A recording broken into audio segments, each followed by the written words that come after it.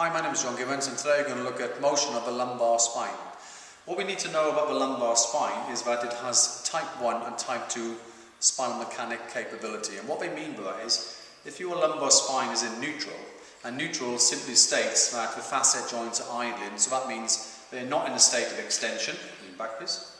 Okay, so that would be a non-neutral mechanic, and if he was actually flexed, then that would be a non-neutral mechanic as well. So if he's in neutral mechanic, according to a guy called Harrison Friat in the early 1900s, that when you side bend to the left, you will have a contralateral rotation, and they call it a type 1.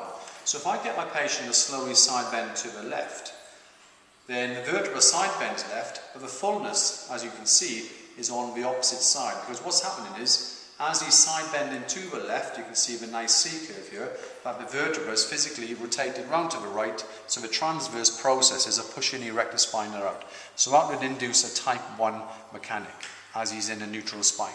So, and side bend to the right, and then as he side bends to the right, the fullness ideally should be on the opposite side, and you should see a nice C-curve. There's a little flat spot just on this one.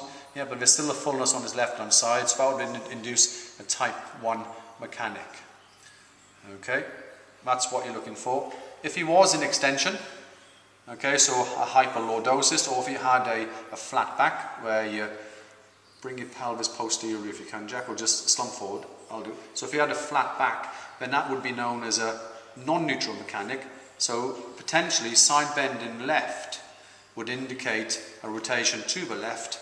And if he was to increase the lordosis, okay, now for instance, if he side bends to the right and the fullness is on the right, as you can see, then that would be a type 2 mechanic, which is normal if he's in a lordotic position.